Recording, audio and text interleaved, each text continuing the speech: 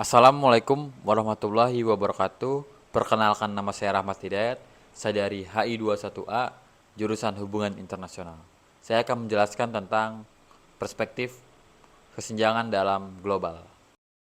Kesenjangan. Kesenjangan merupakan kondisi di mana terdapat perbedaan, ketidaksesuaian, bahkan ketidakcocokan sehingga adanya jurang pemisah yang hadir dalam tatanan masyarakat. Ada 3 negara bagian yang masih mengalami kesenjangan sosial. Yang pertama itu seperti negara terbelakang, yaitu negara Afrika dan negara Amerika Latin dan di benua Asia. Dan juga ada negara berkembang, Mesir, Maroko, dan Asia Tenggara. Negara maju seperti Eropa Barat dan Amerika Utara.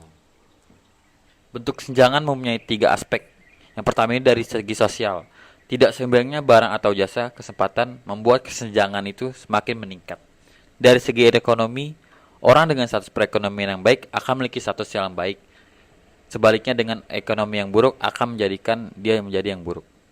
Dan dalam budaya, adanya perbedaan pendapat mengenai kebudayaan yang ada pada masyarakat.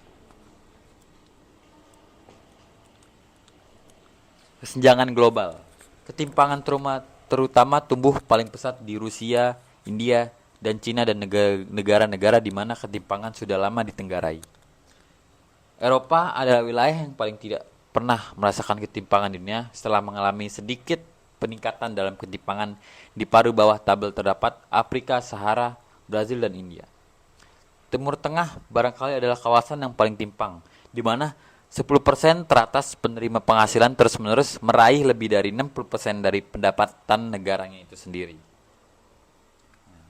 Eropa Barat banyak yang tidak menerima upah hidup real atau real living wage, walaupun sudah bekerja keras seringkali dalam pekerjaan yang purna waktu. 10% teratas penerima penghasilan di Eropa secara keseluruhan masih menguasai 37% total pendapatan nasional pada tahun 2006. Dengan ini, meningkatnya ketimpangan penghasilan harus menjadi fokus bagi kita perdebatan publik karena hal itu juga merupakan faktor yang memotivasi perilaku manusia. Hal itu sangat mempengaruhi cara kita mengkonsumsi, menabung, dan berinvestasi. Di sini kita mempunyai cara untuk mengatasi ketimpangan. Yang pertama itu pemerataan pembangunan, di mana sebagai negara yang masih berkembang kita harus selalu memeratakan pembangunan, tidak hanya ada di daerah kota-kota yang sangat penting saja. Dan kedua, memperbaiki fasilitas pelayanan. Dan yang ketiga, peningkatan mutu pendidikan. Dan yang keempat, pembangunan industri di daerah. Karena di daerah itu sangat penting sekali membangun lapangan pekerjaan yang dimana banyak masyarakat masih mengalami ketimpangan sosial terutama di daerah-daerah terpencil seperti di masyarakat. Yang kelima, menyediakan fasilitas terbaru. Terima kasih telah menonton video saya.